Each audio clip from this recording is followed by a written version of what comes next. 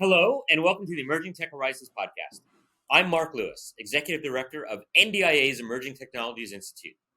And on this episode, my guest is one of our very own research fellows at ETI, Jacob Winn.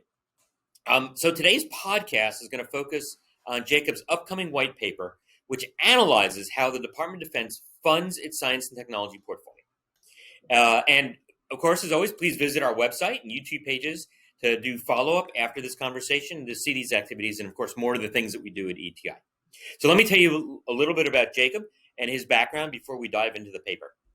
And Jacob studied international affairs at George Washington University, where he was selected as the recipient of his graduating class of the Elliott School of International Affairs Distinguished Scholar Award.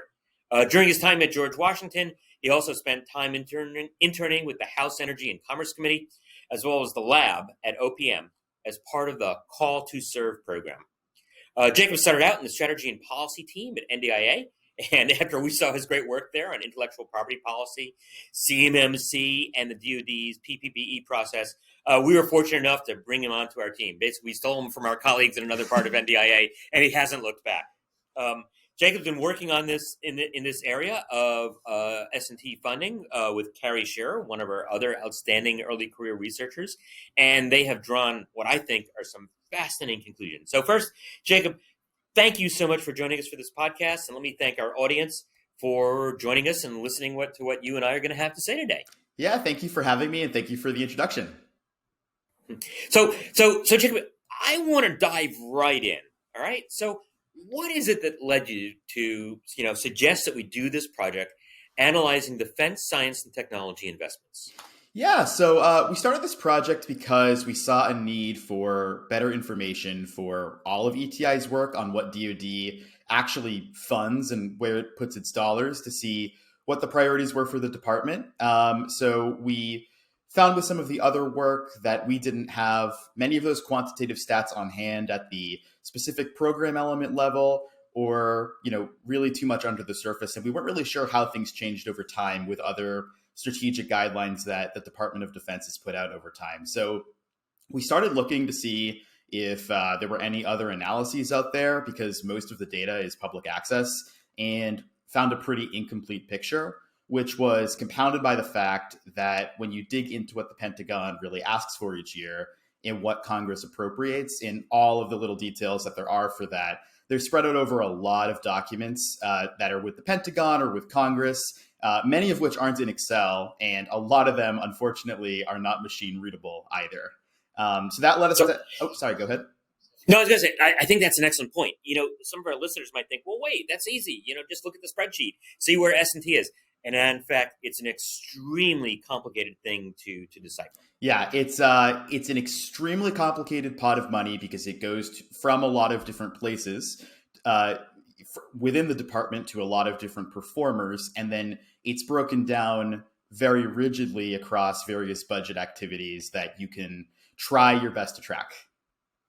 Right, exactly. And as you say, it's not easy Excel spreadsheets. In some cases, you are pouring through old documents, PDF documents, trying to figure out what's S&T, what isn't.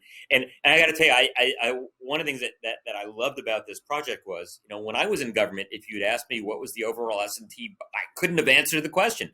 We didn't have all this information, at hand. I could have estimated it. I could have asked the various offices, but having this together in one location, being able to draw these conclusions, I thought was absolutely wonderful. So that gets us to explain to our audience, and it's almost self-evident, but I'd like you to give us your clear explanation. Why is consistent funding in science technology important? It's a great question. Clear and consistent funding for S&T is important because you can't just give a burst of funding to the S&T ecosystem and expect results. You can't just put it in the oven and get your finished good out on the other side. Research is a multi-year process. To get the outcomes you need, you have to engage in a multi-year process. So the performers of all of the research, depending on if it's basic research or applied research or what have you, they need to know that they're going to get funding for the next year in order to retain their workforce, in order to retain their facilities, to keep their current work while continuing to apply to more grants. And you can't expect that an innovation that you fund in fiscal year 23 is going to come in 24. That might be an effort that you find needs 3 more years. And if you can't reliably know that funding is going to come, it can cause a lot of problems. So the S&T ecosystem looks for that consistency as a signal that they can keep performing the good work that they do. I think those are excellent points. I'll just give as one example. In my own field of hypersonics, the idea of a supersonic combustion ramjet, the jet engine we view as the propulsion system of choice for flying at high speeds in the atmosphere. The first paper that really spelled out how that type of engine would work was written in 1957. And it took 44 more years for us to actually fly a working version of that engine. So sometimes these are long-term investments. If I can, there's the workforce issue, because a lot of our S&T dollars are not spent in the department. They're spent outside, not only at companies, but at universities. We're funding graduate students, master's, PhD students, sometimes undergraduate students. And especially at the graduate student level, they need the consistent funding to make sure that they graduate. And if you cancel funding, you do starts and stops. University programs go through starts and stops, and that has a direct impact on students and also has a direct impact on workforce. Exactly, because the people who perform basic research at the universities now and need that funding are eventually going to go to the workforce, and they're going to get another potentially pot of money down the line later in their careers to be performing on an industry applied research contract or something like that. So for everything to flow, it requires that type of consistency all the way through the process. Absolutely. Okay, so now let's dive into the meat of it. So first, what is the DoD's science and technology budget portfolio? So what does it fund? What's it for? What does it include? Many members of our listening audience probably have an idea, but again, it would be great. Let's just kind of spell it out. Yeah, absolutely. So the science and technology portfolio is a really massive set of programs all across DoD in the military services. Last year, Congress appropriated about $23 billion for it. And this year, the request is about $17 billion. And most people think that Congress is going to give it even more money. It's a vital component of the U.S. maintaining its technological advantage over potential adversaries. The idea is that if you're funding research into tomorrow's capabilities today, you're well on your way towards preserving your ability to be a step ahead in terms of what you're fielding with near-peer conflicts, or really any other conflict, but always being very forward-looking like that. It can be broken down into 3 pots across the R&D, research and development process. So you've got the first kind of pot is basic research. That's really about the fundamental properties of science, making sure that we're driving general science that might have a military application someday. So you can imagine funding material science and having a development in material science be really important for something like hypersonics down the line. But we might not even know what it's for yet. Then you have the applied research, which is when someone in the military has said, okay, we've got this need. We think we're going to need to do some research to get there. So we're basically going to field a request for some type of research performer to get us a little bit closer to that goal.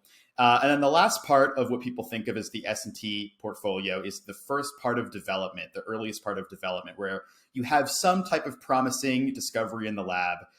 You're starting to not quite prototype it, but at least show a proof of concept that there's something to it that might lead towards some type of contract or military system someday. So it's sort of a pipeline, but there's a bit of a less linear route that something might go from idea all the way into a capability for the military.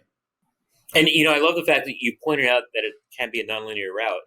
And often I run into what I think is the mistaken idea that research goes first it starts 6.1, then it goes 6.2, then it goes 6.3. Exactly. And in fact, that's not what happens. That often, you start to apply something and you realize, oh, we've run across a roadblock and we need to understand this more. You go back and you do 6.1 and you think through the problem. Material science is a great example. I might be building something and I realize, oh, I don't have the right material. The material that I thought would work isn't going to work. I go back to 6.1. And so it's this back and forth. And I love the fact that, again, in your study, you kept that in mind. Also worth pointing out that, a lot of the 6.1 dollars go out of the department. They go to universities and other types of organizations. Services usually shoot for about 70% outside, 30% inside. So back to the point about workforce. So okay. So with that in mind, tell us a little bit about what you actually did. What was your research process, and then we're going to dive into the takeaways. Yep, definitely. So this was definitely at first an exercise of figuring out what we could actually do, because like we talked about before, a lot of the documents are siloed. Some of them are machine readable and some of them are not. But we were trying to see what type of lift we could take on. So a lot of the exercise was gathering the data, figuring out what was out there, and figuring out how we could use it. So to do that, we divided the 21st century into what we described as 5 strategic eras.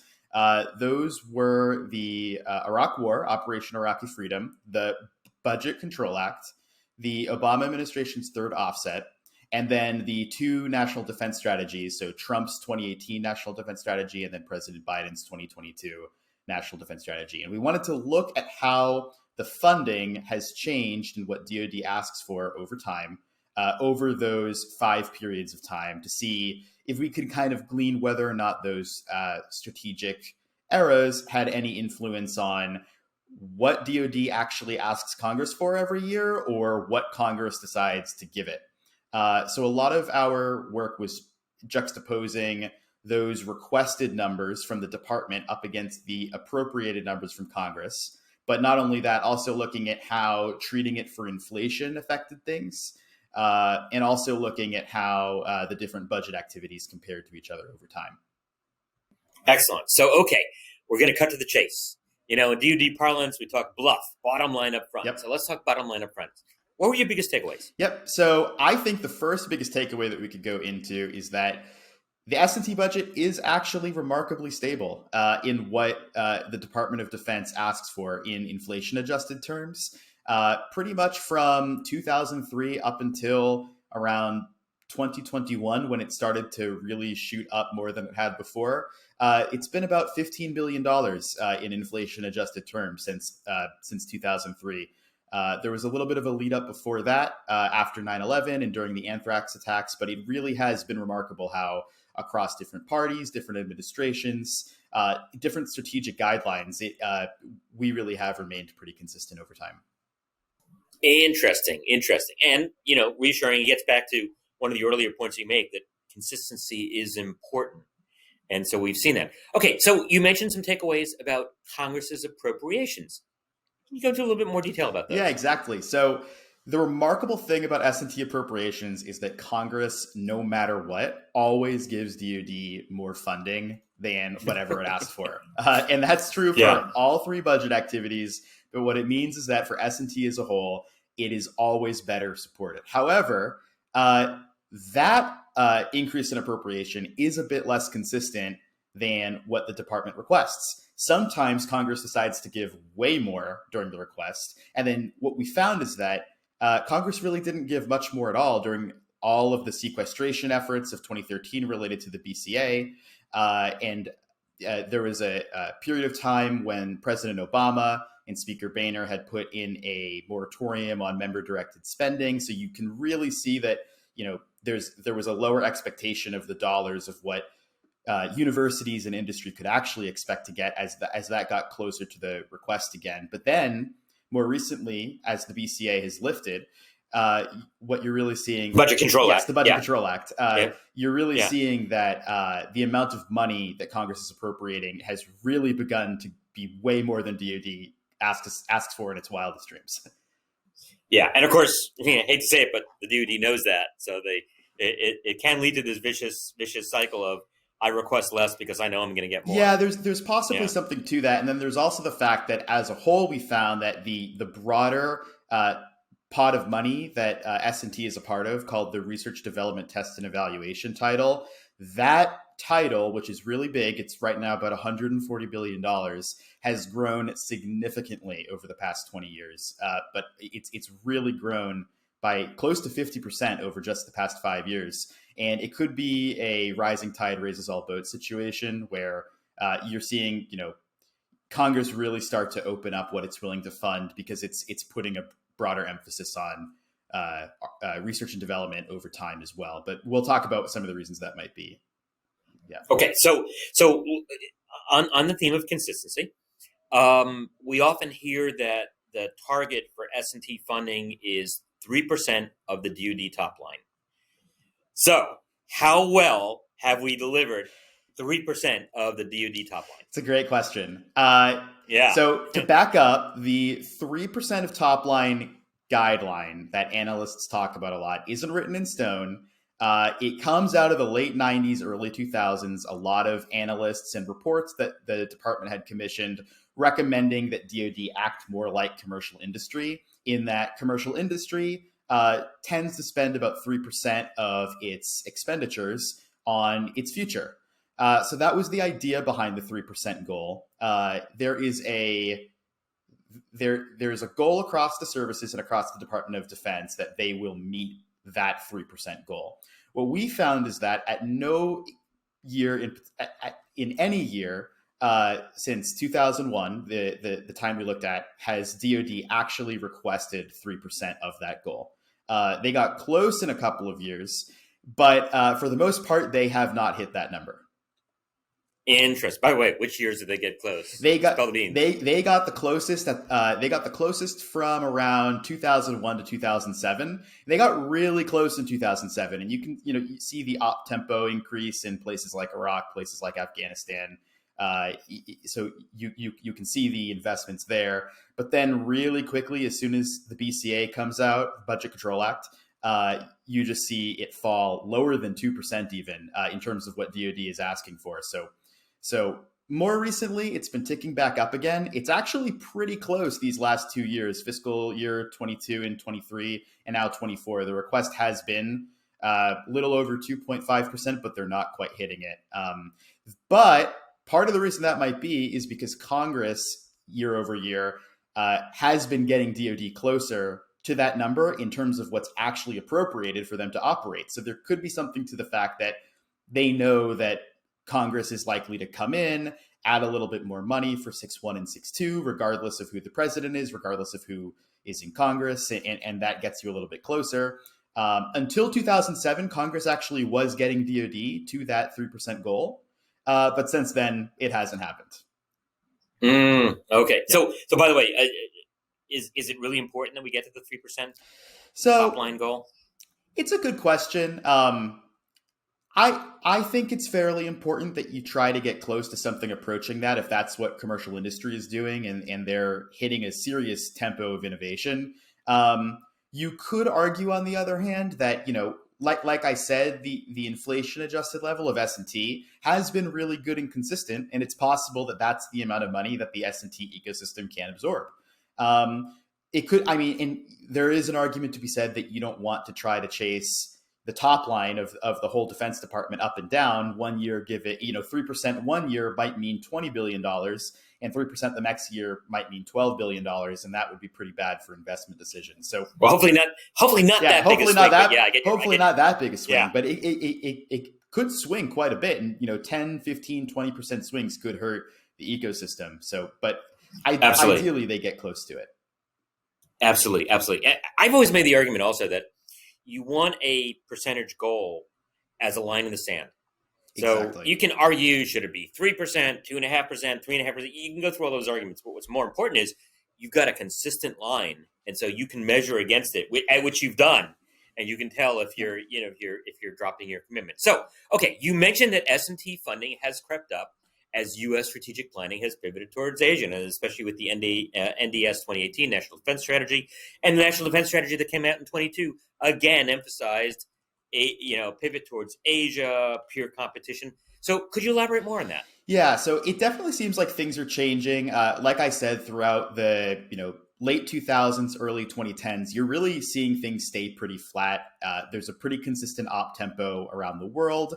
Around 2014, you see the start of a pivot to Asia, so to speak, language come out of the Obama administration. You see this third offset policy come out of the Obama administration. What you don't see too much, though, with that third offset strategy is a change in what they're requesting for S&T yet. But you're at least starting to see some interest in the strategic documents.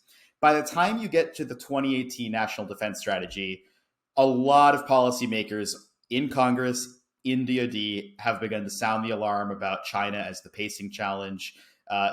They've begun to talk more about the need to move away from the global war on terror mindset and back towards that great power conflict. So around the time of the 2018 NDS, you're starting to see real growth in the S&T portfolio. Probably driven by concerns that China has made a lot of investments in its S&T community. They've gotten closer to us in technology. And since then, on a bipartisan basis, you've really only seen that accelerate. The Biden administration team took the 2018 National Defense Strategy, used a lot of it, and have continued to fund S&T at a bit of a higher level in pursuit of those changing goals, trying to invest more and more in the 2030, 2040 time period. And of course, I'm going to admit to a little bit of a bias, but the fact that, you saw the creation of the Office of the Undersecretary of Defense for Research and Engineering, emphasizing research and engineering, you made a point of that. There's bipartisan support for S&T, and I think that was also an interesting inclusion that you got. No one party owns S&T. That both parties have actually done pretty well in standing up for exactly. It. Both parties have done a good job of standing up for it. They've always provided more money than what DoD has said they need to achieve that mission, probably to the benefit of the warfight, to be honest. More investment goes further. There are some great capabilities. Now you see new line items in the S&T portfolio, but also later in that RDT&E title, trying to transition technologies more quickly. We'll be following those here at ETI to see how successful they are. We'll try to grade them, but it is encouraging to see that there's bigger numbers in terms of what is being funded for S&T combined with efforts to get it fielded a bit faster. I'm thinking of things like Raider, talking about that. Right. Office of Strategic Capital, Capital. Yeah, absolutely. Okay, so what's next? Where do you envision the project going? Yeah, so I think what's next, we're really happy with what we were able to learn so far, but we're aware that we've pretty much scratched the surface of what you could know just by we've just been looking at some trend lines and trying to put them in context of what's happened over the 21st century in terms of policy guidance from DoD and where Congress has been at in terms of its collective thinking. So I think what's next for us is going a bit more under the hood. We're trying to work on the back end on a capability to track some more details about the budget and appropriation data. So basically, in order for us to go a bit more under the hood, look into specific programs a bit more, how those have changed over time, maybe even follow dollars from over time as they've gone from basic research out towards a contract for a capability later on, if we could find a way to do it.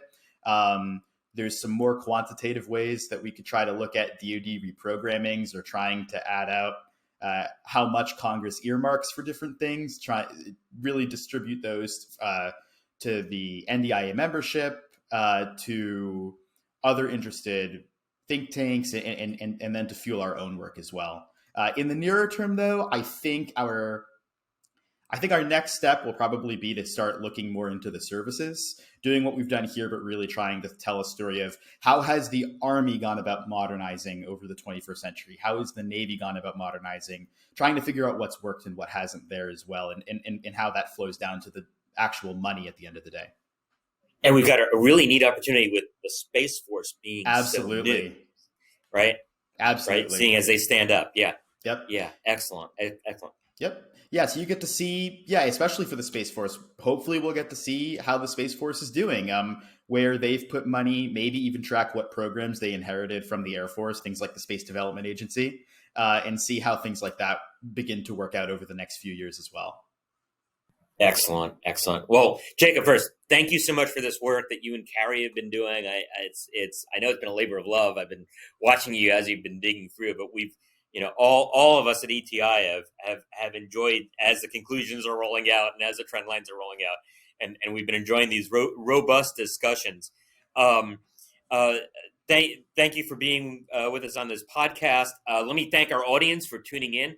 I want to take a moment, if I could, to highlight that first, Jacob will be producing a report based on what he's found, full of data and information and charts that will capture some of the trends that he talked about. I also want to point out to our audience that we will have our upcoming Emerging Technologies for Defense Conference and Exhibition. That'll be held at the JW Marriott Hotel this summer, 2023, from August 28th until August 30th. And please look for more information about Jacob and Carrie's work, and also look for more information about our conference on our website very, very soon. Again, thank you very much for joining us, and have a good rest of your day. Thank you for having me. Have a good day.